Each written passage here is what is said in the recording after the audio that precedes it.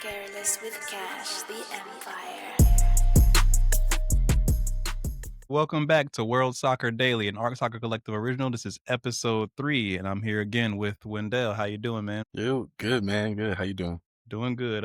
We got a lot to talk about today. We got Champions League play, of course, over the week. Some good games there.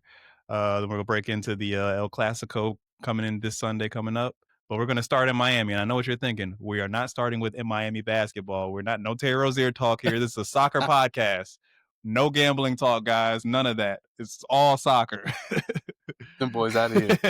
But let's start first with the cancellation of the Barcelona Villareal game that was supposed to happen in December at Hard Rock Stadium in Miami. Now I know most people would see that and be like, "Oh, why did they cancel the game?" But again, this is something I think is a new trend going on with sports where they're trying to get fans across the pond for the NFL. They're going over to London, they're going over to Spain, they're playing games, and El Clasico. I'm sorry, getting ahead of myself again. With La Liga, I guess this was an attempt to do the same for soccer, but it didn't go well with It didn't go over well with the fans, and that's one thing I think is a big point to make about this, that our fans are okay with that, breaking that international mold, but Barcelona, Villarreal, they don't play about that. What do you think? Yeah, no, Spanish fans, they do not play about where their games are being played. Yeah. They home soil through and through. If you ain't playing the games here, they're not gonna support it.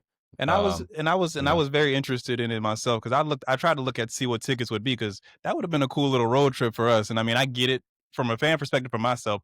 I would have loved to see that game, but I also understand why they would pull the rug from under us on that one. No, for sure. Yeah, I don't know. Like you said, it is kind of like the London games. Like you would think that, you would want more people from overseas to come to your games and stuff like that, but yeah, I guess not. I guess they greedy with the greedy with the games. Hey, either way, I was looking at tickets. They were still looking kind of out of control, and I think it's for the better, because I'm not spending that kind of money either way. Facts. Yeah. Not to see Villarreal. No disrespect, but Well, I mean, Villarreal's got some players. They've got some guys. Yeah. I wouldn't mind seeing it, and more specifically, it's for Barcelona. Let's be real about it. That's fair. That's a good point. That whole thing was about getting Barcelona over here so people could see Lamine Yamal, they could see Marcus Rashford, they could see Pedri and all these guys, the stars of Barcelona. But at the end of the day, they had to do what they did because fans did not like it, and I highly doubt we'll ever see anything like that coming from any European soccer league at this point, because they're going to get that same reaction, and it's going to be confined to a summer thing. We're only going to have Barcelona play in those summer classic games where they play Chelsea or whatever, and they have the bench guys come out there, whatever. But let's move on to the second portion of Miami talk. Lionel Messi's got an extension till 2028, which I did not see coming, because in my opinion, I thought he was headed straight back to Barcelona. I had theories about it. I had loan theories because, I know they have their financial issues, but David Beckham did it. He signed him to a extension all the way through 2028. The new stadium is going to be built next year, so he's going to be in there for that, and that's great for the league, in my opinion. So I'm gonna give a hats off to David Beckham again. I'm gonna say it. This is working for the MLS. The Messi magic won't wear off. They're heading into the playoffs this year. I think this might be the year Miami does get that MLS Cup. We'll see, and we'll talk about it for sure when we get there. But they're playing Nashville first round of the playoffs, and from there, we'll see what happens. What do you think about this whole thing? Messi looked at his account, and that Apple TV check came in. Yeah. And I think that was all the decision he needed to make right there. That'll make you stay for sure. But I mean, in my opinion, I'll be honest with you. I thought Messi's last World Cup was the last one, but it's looking like he's going to play. And I mean, at this point, it's obvious he's going to play. He's in America already, so they're going to put him out there they're going to put him on the roster for sure. But I thought and this is why I thought Barcelona made sense for him to leave in the January window. You want to get back to competitive play. No disrespect to the MLS, but you want to get back to playing at a different level to get yourself ready for the World Cup. So looking at the countdown, I was looking at it every day. Like, did he sign anybody? Did he sign an extension anywhere? Is he going somewhere? Whatever, blah, blah, blah. But when we got to this point and he re-signed, I was like, okay, so what does this mean for his World Cup implications? Is he still going to be out there playing? Is he going to come on as a sub? Is he going to be like a minor role? What do we do? What do you think? I think, as long as Messi's on your team, I think you have to play. You have to start him. I think he's in my opinion, the greatest player of our generation. Oh yeah. As long as he's there, how can you not start him?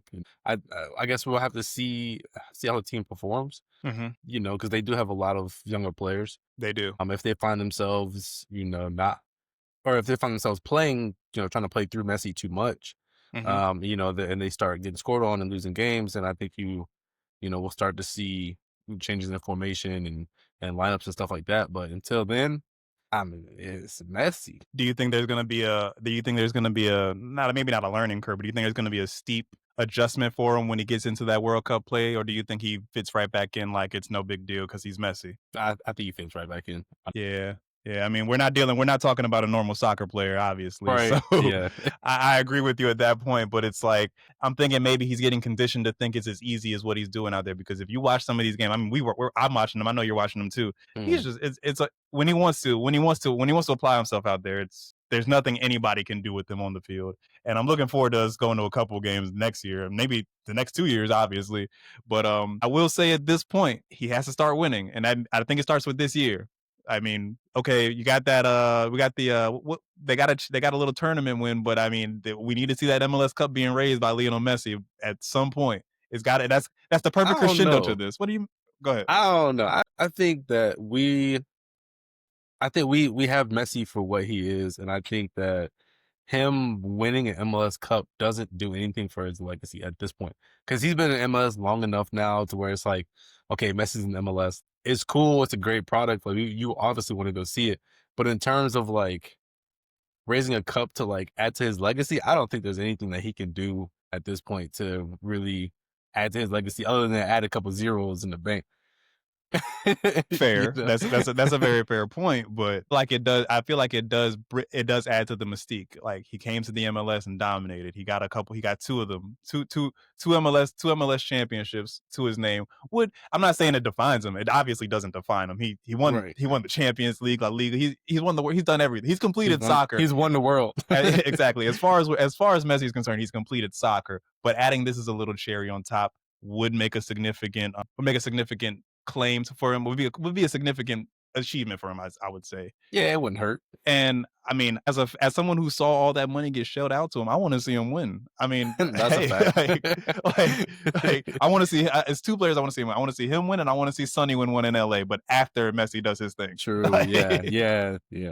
So we'll see how that pans out, but I'm looking forward to seeing them. We're definitely going to do something on site or on location in Miami when that new stadium gets built, because I'm ready. I feel like we're going to see a whole new level of fan experience when we get to this new stadium in Miami, because I'm going to say it for the third time in this segment. David Beckham knows how to be a general manager of a soccer team. Like, great player, great soccer player. He's doing wonders for Miami. Like that when he baked that ownership deal into his MLS contract all those years ago, it worked out for the MLS. It worked out for him. He brought Messi in.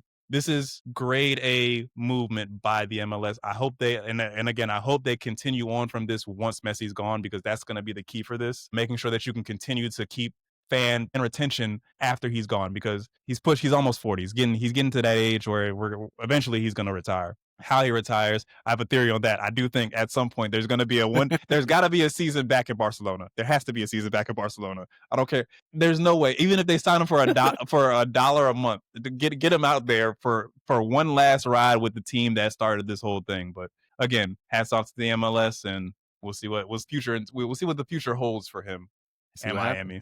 All right, so now it's time for Champions League play, guys. The stuff everybody wants to hear about. Let's start. Let's start with Arsenal Atletico Madrid. That was a 4-0 victory by Arsenal, and I have to say, Arsenal looks good, not just in the Champions League, but they look good in the Premier League as well. I remember our first podcast, the Arsenal Collective podcast, our first episode was Pray for Arsenal, and we had a lot to say. That's true. We had a lot to say about Mikel Arteta and what he needed to do and how he needed to progress as a coach if he wanted to stay with that team. That was all the way back in 2020, 2021. And here we are in 2025, and he's still with that team. Granted, these last couple of years have not been easy for him. Arsenal was able to stick to the plan and stick to Mikel Arteta, and now look at how it's going. They're shooting on all cylinders. They're top of the Premier League. they're gonna anything can happen in the Champions League, but I surmise they're gonna be somewhere in that semi. They're gonna be somewhere in that playoffs, looking like they're gonna compete for the championship. Oh my god, I practiced announcing his name the entire time I got him, and now I'm blanking again, just like it did. Gork, say it for me, Wendell. You know how to say it. Gorkis? Gorekis. Gorkis? You know who I'm talking about. But we so American, we can't say the name. No, here's the thing. It's I was literally practicing it the whole time. I was like, I watched the game, then I was like watching the highlights, and I was like, I know how to say this name, but as soon as I get on camera, blank. Same. It's pressure. 2 goals. He got over his drought. He scored 2 goals. They were hard goals. They were tough goals in the middle of traffic, but he got them. As long as you get that monkey off your back. But I have to say, this team looks like a team that's playing well. Everybody looks happy on the field. Saka looks happy on the field. Nobody looks frustrated. This team is gonna do some things now and into the future. And again, hats off to Mikel Arteta. The play is just amazing. How did you see this game? Yeah, I think I don't know what he said to them at halftime. I don't know if they got juice boxes and orange slices or what, but they were not really a different team second half, but they looked more inspired in the second half. Yeah. In the first half, they looked like they were just going through the motions, kind of, but in the second half, they were really going for it. And I was really not really surprised, but Declan Rice and his team is the engine, and it was really fully on display in this game. Like the team goes as he goes. I'm gonna say something crazy. It ain't soccer team no more. No, I don't think that's it's a crazy Declan Rice's thing. team. I don't think it's Declan Rice's team. Well, okay, here's my thing about that. I don't think it's a crazy thing to say it's not Saka's team. This team has a lot of great players. Like, and Saka always needed more than just himself to carry that. Like, he's a winger. Like, I'm an old guy, so I'm not big on this whole winger is gonna carry your team. You need somebody in the center of the field scoring those goals. And you have Erling Haaland, you have Harry Kane, Marcus Rashford, which we'll get into, where he was playing attack center striker. You need a guy up there doing the goal scoring. You need that to happen so that you can have Saka feeding that ball and then getting those balls after the fact. It can't be wingers, and I feel like teams are learning that it can't just be a winger that you decide to carry your team anymore. You only had 1 or 2 guys that could do that, and their names were Cristiano Ronaldo and Lionel Messi. Other than that, you need a striker. That's how most successful teams play. You have a great midfield, you have a good to great striker, and that's how you carry this. That's how you carry on and continue to dominate. When it comes to Saka, though, I will say he is playing when he has great players around him, just like every other player. When you get him better players around them, they're gonna look good too. It just you need to spread that wealth around. When it was just Saka, it was struggles, it was difficulties to get where he needed to be on the field and where he needed to do for that team to be successful. But as time's gone on, now look at them 4-0 victories in the Champions League. That's nothing that we weren't even. Again, when we were talking about this in the podcast all those years back, we weren't thinking this would ever happen with them. And against Atletico Madrid, a great team, by the way. Right. It's not like they were playing, I don't know, Levski Sofia or something. They're not playing any team like that that's just gonna be an easy win for them. They played a team that could actually do something, and they dominated. Yeah. For all intents and purposes, I mean, like you said, the first half, it wasn't the greatest showing, but that's where the adjustment comes in from Mikel Arteta. And again, it looks great. I can't say enough about what I saw in that game, and I hope to see more of it. But it's just showing. This is looking like, I'm not going to say the Invincibles. I mean, I'm not going to go that far and reach with high take. Right, yeah. But they're playing as if they're striving towards that type of success again, and that's what they always needed. And I believe they'll grow from that. Yeah, I think that this is good from Mikel Arteta. They always do well. They're like that runner that runs super well, then they get to the finish line and they fumble. They need to figure out how to sustain their success throughout the season, because they always stumble at the end. I don't know what it is. I don't know if the team gets nervous, if they start talking about it in the clubhouse, like, oh, if we win, we're gonna do this, we do that, and then they start fumbling. But I think this season seems like they have a mission and they have their focus on that mission, and it seems different than past seasons. Yeah, especially from Mikel. So, yeah. This is again another thing that I want to bring into the point. This is what happens when you stick with your manager, and we see it so many times, not just in soccer, but in every sport. When there's a bad season or a couple bad seasons, they just give up on a guy who has the wherewithal to turn it around. It's just not giving them those chances. I'm going to bring up that dumpster fire of a team called Manchester United again. Every time it goes south, they're getting rid of somebody. But if you stick with it, maybe if you stick with David Moyes back in the day, who knows what your team would have been right now. Granted, Sure. I mean, it You're sticking depends. with Almiron right now, but I'm past Almiron at this point, but hey, but it just goes to saying this is what happens when you have a club structure that understands, hey, we're not gonna turn it around overnight. It takes time. It takes learning. It takes picking things, throwing things against the wall and seeing what sticks. If this season goes into, like, let's just talk hypotheticals for a second. If Barcelona wins the Champions League and the Premier League, we talk about Mikel Arteta in a completely different fashion. We forget about all those bad seasons because guess what? He pulled a double. And absolutely, maybe he pulls a treble. Who knows? I'm not gonna, again, hot takes. I'm not gonna get into those. But if he wins out, all those years of struggle, all those years of struggle were for something. Exactly. Yeah. No, I agree. I agree with that. Yeah. So with that, we'll see what happens. We're definitely gonna keep track with Arsenal because they're at the top of the Premier League. So we'll see how that goes. Yep. Now let's move into another good game of the, or not another. It was a wild game actually, pretty one-sided. But PSG versus Bayer Leverkusen. PSG looks like another team that's very poised and getting back to the Champions League final. Obviously, they're in Liga, so it's not going to be much. It's not going to be much there against them to compete with, which is always why they have that advantage in the Champions League. But Dembele came back from injury and scored a goal almost instantaneously when he got onto the field, which was great to see. And that's another player that you want to give your hats off to, because there was a time in Barcelona where we thought he was never going to be what we thought he would be when he was a Borussia Dortmund. But they're playing well. Bayer Leverkusen, they're trending down, obviously, because they know their coach is Xabi Alonso's not there. It's going to be an adjustment period for them.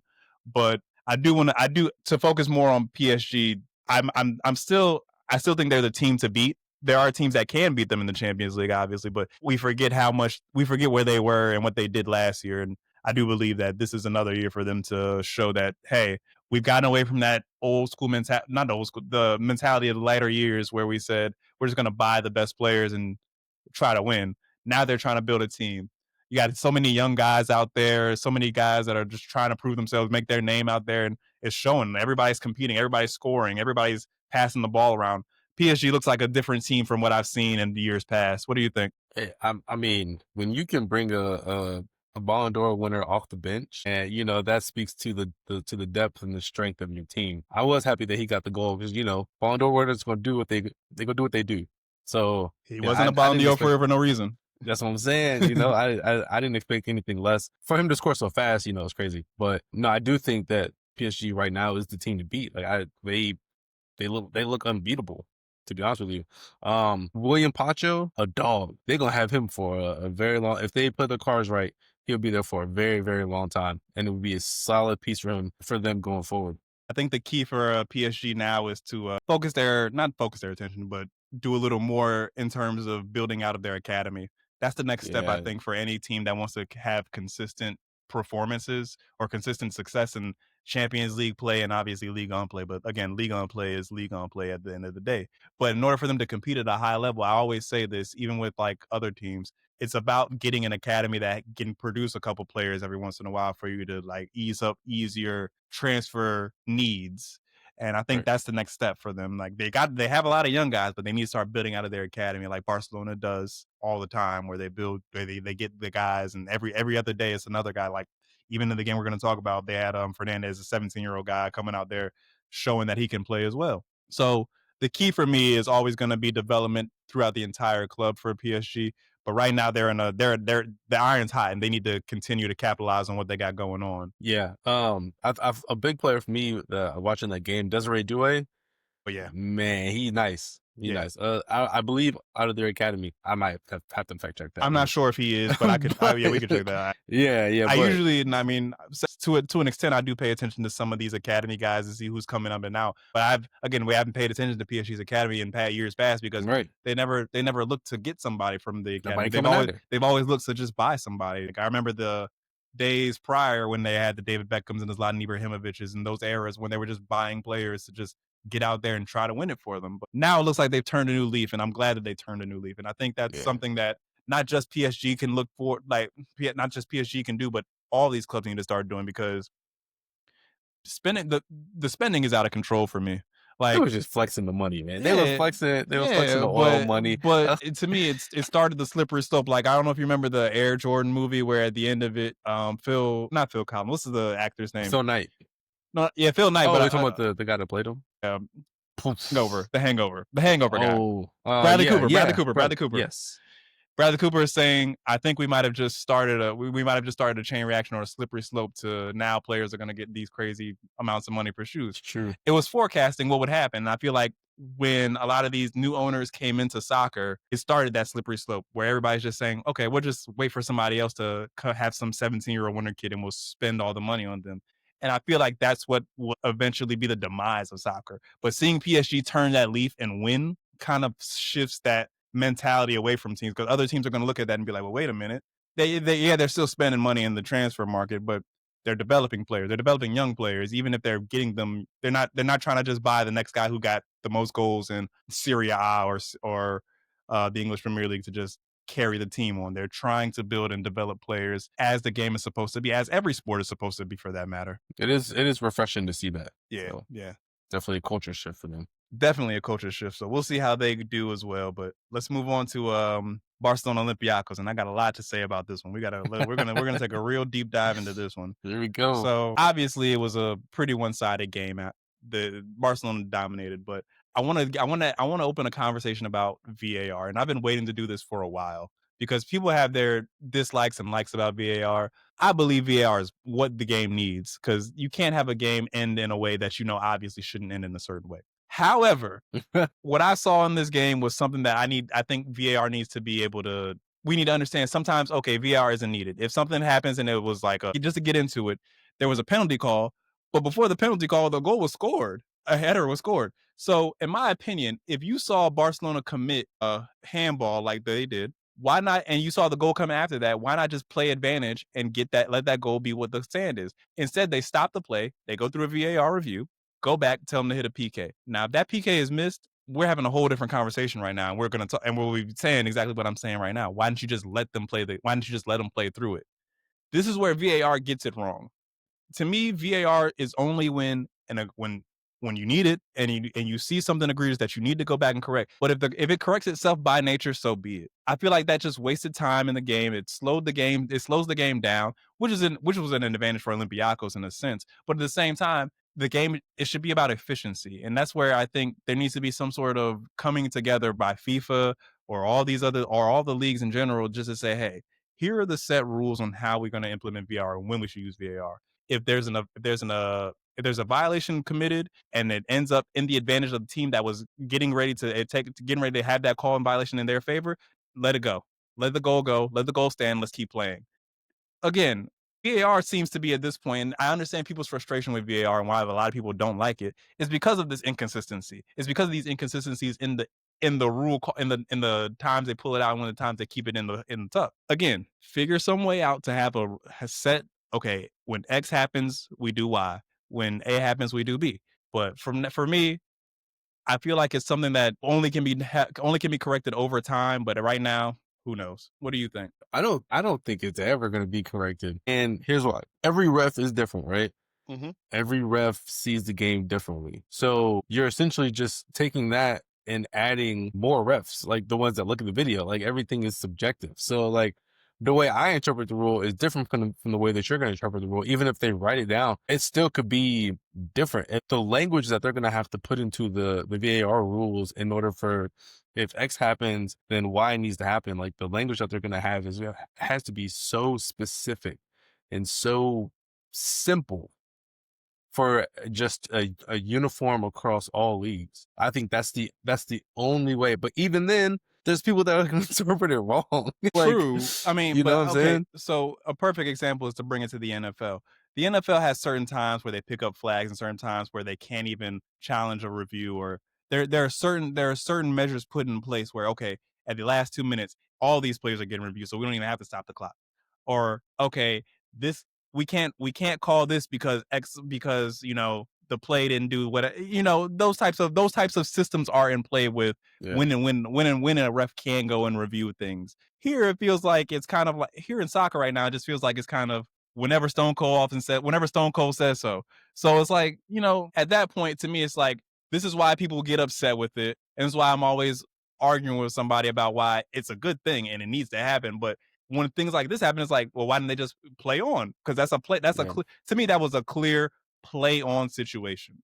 I agree. And stopping and again, if Olympiacos misses that goal, all hell breaks loose. Right.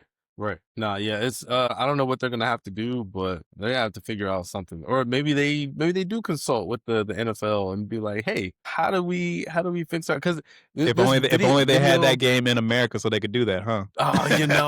Like, hey, how do you write replay rules? Because the replay is brand new. Mhm. Not really brand new, but it's fairly new to soccer. So like they're not used to it. So I feel like there can be some consulting with other leagues, American leagues. Like how do you get the best? How do you make the most out of VAR? Exactly.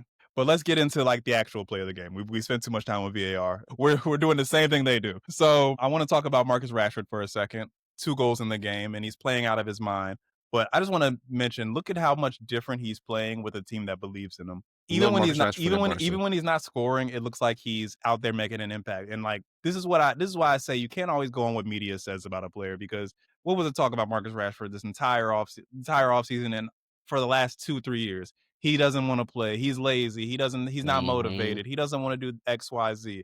To me, I never believed any of it personally. I'm a big Marcus Rashford fan, obviously. We talk about it all the time. But you can't look at the guy on the field and see how he plays and say that guy doesn't care about playing. Even when it wasn't going well for him in Manchester United, he was playing with effort. He was giving you that effort that people act like wasn't there for some reason. But now here with Barcelona, he just looks like the player we thought he was going to be all those years ago when he had that 20-goal season, when he was coming up as a youth. And I just want to also I also want to point out his ability to just score so quickly. His first goal was a settled touch, looked up, saw what he had, and a quick strike, not even in motion, just standing still, just struck through the ball, placed it perfectly in between players and the goalie. That doesn't just magically happen because you went to Barcelona. That was always there. That's showing you that somebody didn't know what to do with Marcus Rashford in Manchester United. And obviously, again, that dumpster fire that is in Old Trafford is showing why you can't always buy into what people say about somebody. Yeah, I was gonna say, he looks like a player reborn, but like he's not reborn. This is him the whole time. You know, this is what he does. I'm obviously a Marcus Rashford, not as big a fan as you are. Yeah, no way. I am a fan. I love him with his Barca team. I feel like, you know, he really settled in well. I feel like the other players have taken to him, you know, pretty well, because they see what he can do in the game. They see how he can change the game. And it makes their life easier too. Yeah. Especially when you have a target man. Yeah, for all the talk about locker room cancer, he was out there playing with to me, guys looking like they were so happy to be. These guys look so happy to be around him. Look at how Barcelona treats him on their social media campaigns. He's always front and center in in the photos that they have, and it's like, are you sure it was locker room cancer over there? Are we really sure that that's what was going on in Manchester United, or was this just another instance of English media and people over there saying we want to make this guy the scapegoat, like they do for the English national team? They always pick a guy to make a scapegoat when their team goes south. I say all this to say, what the future for Rashford is bright to me. Like I'm not gonna go ahead and Ballon d'Ors. I'm not gonna throw the Ballon d'Or conversation out there just yet. But if he continues on with this type of play and performances week in and week out, you got to put him on that. You got to put him on that short list. Like there's no question about it, because he's contributing at a level that he's contributing more than Lamine Yamal. Obviously that'll change at some point. Lamine Yamal is Lamine Yamal, and they have all these other guys that have to get fed. But when those guys aren't hitting, he's in there and he's able to make an impact. I truly do believe that Lewandowski's position of Barcelona is going to be eventually Marcus Rashford's position. And once he's gone, that's going to be the next guy that stays there, because he's still young. He's still 27. He's got a lot of soccer left in his body. And if he stays with Barcelona and this is what he's producing, there's no way Barcelona gets rid of him. They're gonna keep him on the team. Yeah, you gotta keep him. I don't think he wants to go anywhere else either. It's like, I feel like he wants to commit to this team. But you know, there is, however, a Lamine Yamal on the team. As much as they will play together, you know, that's your guy. Yeah, this teenager is your guy for sure. So Marcus Rashford, in a sense, kind of, sort of, he will eventually need to fall in line behind the guy. So I'm scared that he might get overshadowed a little bit intentionally, not unintentionally. Intentionally will get overshadowed. Well, I mean, for that, I would say, like, look at Lamine Yamal right now. He is a teenager, so he's coming with some. I'm not gonna say issues, but he's coming with a little bit of an immature mentality when it comes to the game at this point. He's enjoying the limelight a little bit, and I feel like that's again something that's going to be turned on him in the media. And like I said, these guys look at the media just like we do. It's gonna weigh in his psyche. He's being a star. He's a star, and he's being a star. And yeah. Honestly, any 17-year-old, 18-year-old kid is going to be like just like Lamine Yamal when they get all this attention out of nowhere. So I do believe that in the meantime, having a Marcus Rashford on the team kind of helps. Agreed. Because again, just like all these other kids, they're all wingers now. Lamine Yamal's a winger. You put Marcus Rashford as a striker, they can be on the field all day together. And when Lamine Yamal isn't hitting on all cylinders, Marcus Rashford probably can. He's a little more mature. He's got his head. He's been the young kid before. He's done all that in his life. So maybe in a sense, this works out for Lamine Yamal because he has somebody who can kind of guide him in a sense. Like, obviously, there's so many people in Barcelona's club, not just on the team, but in the technical staff that can actually give Lamine Yamal advice that Marcus Rashford could never. But at the same time, it does help having a guy who's been through all that stuff, who's been criticized in the media for nothing, for just being a teenager. So I do think it's in Barcelona's best interest to have him out there helping him grow as not only on the field but off the field. I see no downside to that. I don't think there's ever going to be an issue where Marcus Rashford thinks, no, I should be the star of this team. He knows where he's at. He knows who's played there before him. He knows who's going to be there after him. But he knows he can also make an impact. I think of it as like Samuel Eto'o. Samuel Eto'o obviously is not the greatest Barcelona player of all time, but he is one of the greats. He came there and he made an impact. And I think Marcus Rashford in some ways represents that kind of style of play and can also do those very same things for the club. You see what I'm saying? Yeah. He's willing to do all the dirty work, Yeah, step up when needed, handle that pressure and to unselfishly be a scapegoat when things are not going well for Lamine Yamal. Maybe his maturity will step up and be like, hey, it was on me. It wasn't on him, stuff like little things like that. So I do think he's a great presence on that team because the team is mad young, bro. It's some mad, like low 20s and teenagers on that team. Yeah, there's a lot of youth on that side. Yeah, he's gotta be that he gotta be Unk. He gotta be Unk. He's not Unk, AJ. He's big bro right now. He's not Unk. He's not old enough to be Unk. He's getting there. Lewandowski is Unk. Nah, Lewandowski is Gramps. But yeah, also I want to hit the SA red card for Olympiacos, and this is where VAR should have came into play. Agreed. That was a very light challenge that ended up in a red card, and that's where, in my opinion, you need to go and review. I think every red card offense should be reviewed by VAR. Agreed. Obviously, maybe not to stop the whole game for that, but that was a light challenge that ended up getting someone sent off the field. Granted, I don't think it changed the scoreline much anyway, but at the same time, we have to be able to get this VAR thing correct. No, so I agree. I don't know what to make of that. I mean, even the commentators were like, "Really? Like, come on, what? for that?" Yeah. Like, it's all a mess at this point, and it's like it's hard to argue for VAR when you see things like that happening. Yep. No, I agree. Exactly. It is hard to argue or to support them when you see stuff like that. It's like, what? It kind of makes you think, like, where were they? Like, what was going on in the booth to make them not review it? Yeah. Like it brings more questions than answers. Exactly. Kind of. And it was soft. It was soft. It was a very light challenge. And he got thrown off. He lost his balance. Yeah. And dude's face just happened to be right there. Yeah. And like, I come don't on, even think man. there was very much impact done to him. So it's, No, not intentional. None of that. Yeah, to me, that was one of those ones where it's like, all right, we're really making the VAR look bad in this game. Absolutely. Every step of the way. But hey, we'll see. The Barcelona has a big game coming up on the weekend, and we'll talk about that after we talk about Real Madrid Juventus. So to move on, Real Madrid Juventus 1-0 victory. A couple things to take away from the game. The biggest for me was Jude Bellingham returning to the side right before El Clasico. Obviously, he looks. I mean, granted, the goal was kind of in the run-up play. He was right place, right time, but he looks like he's ready to catch his form. He doesn't have to worry about having a goal drought conversation happen to him leading into the El Clasico.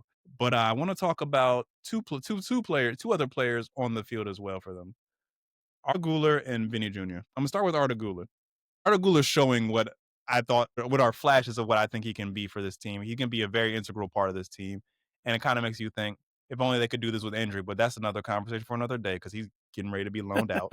But he's playing well. I like what I see out of him. He's a young guy. He's growing with the game. Now let's talk about Vinny Jr. for a second. There were a couple of times during this game where I saw plays where it seems like as soon as Vinny Jr. gets the ball, everyone kind of just stands still or kind of understands that the play is over for them. They're not getting the ball. I do think at some point this comes to a head and Vinny Jr. ends up looking more on the outs with this team as time goes on because it just does not look good for him. I will say he ended up creating the goal that Jude Bellingham scored off of, which is great for him. But even with that goal, if you watch the entire play from the outside looking and just don't focus in on Vinny. Look at the surrounding players around him. All of them kind of stop. They all kind of stop and let him dribble and go through it. He's got 3 guys on him. He's going left and right dribbling and then shoots. He gets the shot off, bounces off the post, goes right to Bellingham. But it's like, how much of that can a team take before it shows up on the field at a very inopportune time? Yeah, no, I don't know. I don't know where they or what they're gonna do with Vinny. I feel like they should have sold him last year. Yeah. Um, Especially with all the talent they have coming in. exactly. And now it feels like they're forcing him into the team on the team side, and it doesn't seem like you said, when he gets the ball, they stop. Probably because they know they about to have to run back on defense. So that's why.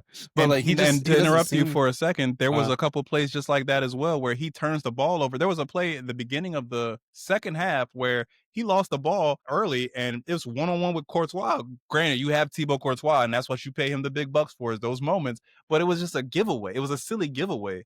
And it's like, he's getting in his own way in a sense. Like, you're on Real Madrid. Sometimes you have to take that step back and realize you're on a club that operates with a bunch of stars. You are a star. Vinny is a star. Don't get me wrong. He's a great talent. He's a talented player, but you have to kind of let everybody else get in that fold and play together and play well. Play that type of ball that we're used to seeing from Real Madrid, where everybody has a chance to score. It might not be a game today, but it might be a game tomorrow. It seems like Vinny is very in his way of, I need to show these guys I am a player. And you don't need to show us that.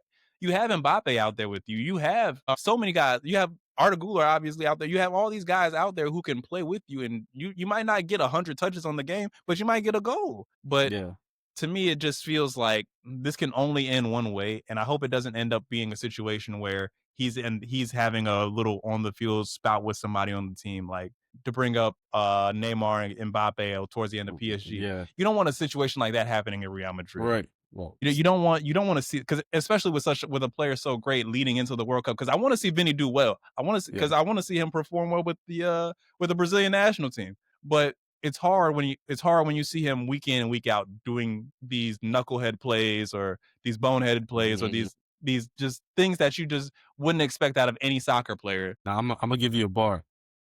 Okay.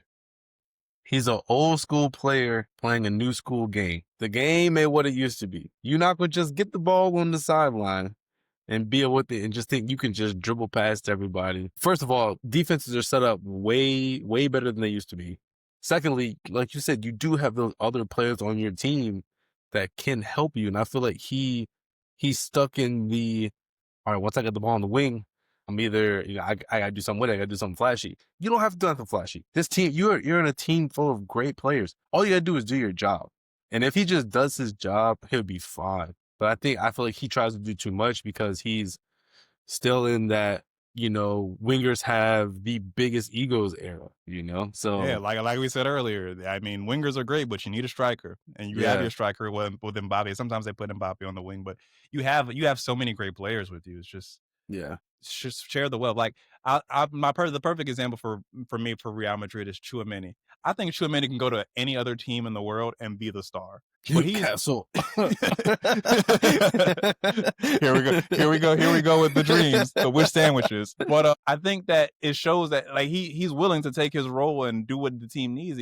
Sometimes you forget he's out there, but hey, that's going to happen when you have a team full of world class talent. Like you're going to be forgotten sometimes.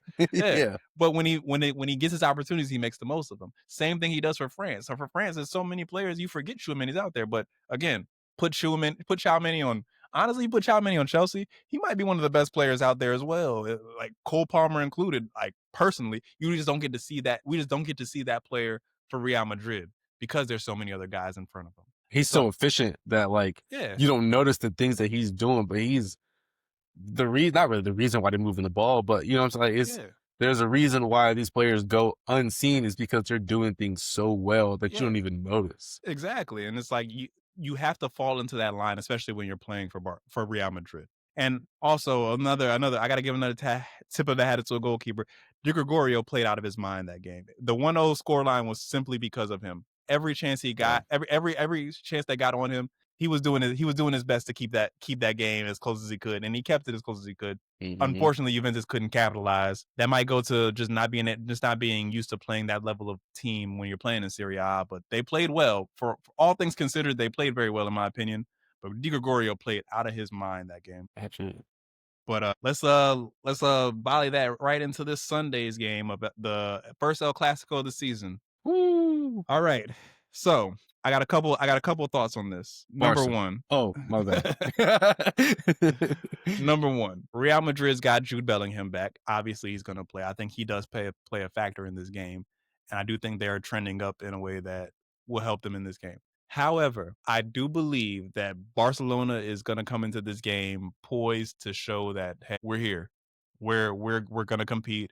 We are the best team in La Liga. My theories are for this game. I'm thinking a 2-2 draw. I don't see either or showing their hand too much. Long season, they're going to see each other again, and probably in a couple different competitions. They might run into each other in the Champions League as well. But I do believe we're in for a great game. But I just hope that we don't get our hopes up for this one. What do you think? I don't know. I feel like we should get our hopes up for this one. I feel like Madrid sees how well Barca's playing right now. And I feel like they should be going in there with the mindset of, all right, we need to knock you down a couple pegs. So I feel like if anything, Real Madrid should have a chip on their shoulder.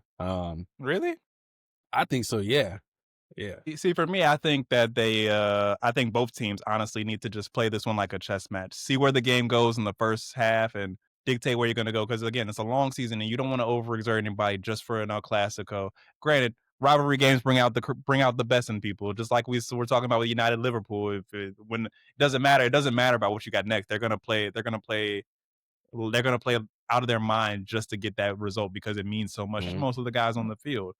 I hope that is a great game, but I'm not holding my breath at the same time because the last time they played, I think it was the first El Clasico last season. We got a great game. Yeah. Everybody was scoring. Jude was scoring. Right. It was all over the place. I don't know if there's enough. I don't know if it makes sense to have that type of game so early on in the season, especially when you got guys coming back from injury like Jude Bellingham and you have Mark. I don't know. We'll see, but we'll see. I think no, Barca. They I feel like they will want to come out and want to punch them in the mouth because of the way that they've been playing. They just had a 6-1 win today. You know, they've been scoring goals like crazy. So I feel like, you know, they're gonna go out there and show what they got. You think Rashford scores in this one? Who? Rashford? You think Rashford scores in this one? If I was a betting man, I probably would say yes. I think he does too. I think this is going to be the game where there's going to be no doubt if he scores in this game that you can't say it's luck or he's just having a good run. It'll show you that, okay, this is the guy that can do this. So I do think at some point, if he's in the lineup, we'll see what the lineups look like. Maybe they rest him, but I do think that he ends up putting out a great performance on his end. He might get at least an 8.0 rating. Yeah, I'm gonna go 3-1 Barca. 3-1 Barca. 3-1 Barca. See, I can't see that happening so early. If this was like later on in the season, because I think Barcelona might win the Liga over Real Madrid this year. I just feel like it seems more like a complete product for them right now than it does for Real Madrid. And as the season goes on, they'll just get more and more comfortable with each other. Where for me, it feels like there's a lot circulating around with Real Madrid. There's, okay, Mbappe scoring, but he's got a lot of penalties to his name. There's, what is Endrick doing? Where is he going to be in January? There's Arda Güler, can he stay healthy? There's Vinny Jr. What is he going to do on the field? Just as we were talking about just 2 seconds ago. What is he going to do out there? He's unpredictable at times. So I do believe there's a lot more factors and variables that can affect Real Madrid that I think that won't affect Barcelona at this point. Granted, again, Barcelona's a younger team, so that does play into it as well. But these guys, as young as they are, I think youth does play a factor, but sometimes when teams have been playing as well as they have, like just to take it out of soccer for a second, think about the Oklahoma City Thunder. They're a young team. They perform. It doesn't matter. Age ain't nothing but a number when you're performing like that. So I don't know. We'll see. I know Barca better hope that they win the league because they owe a lot of people some money. Barcelona wins the league this year. I need them to do whatever they can to sign Messi and get him out of Miami. At least a loan spell. I need Messi back. I need Messi back at Barcelona. They don't have enough money to buy him. Do something. They don't have enough money. They never have enough money to buy anybody, but they still end up buying people. That's a good point. So it's like, for me, it's like, figure it out. Get Messi back home. Like, please. His last time in Europe cannot be for PSG for me. That's just me. The last time he was playing there could not be in France. It has to be back in Barcelona. Bring the boy back home. Let him show you guys he can play. Put him on loan. Get Barcelona, if you're watching, just please put Messi on a loan deal. I'll help you pay it. I got like $20 I could put on it. I got 3, so I got you. Yeah, that's $23 whole. But with that, that's been another episode of World Soccer Daily and Arc Soccer Collective Original. We'll be putting these episodes out daily, you guys. Don't forget to follow us on all social media platforms: Twitter, Instagram, Substack, everywhere you find this. All podcast platforms: Spotify, Apple Podcasts. Another great episode, Wendell. I will see you Sunday, and we will be talking about El Clasico. All right, you guys take care. All right.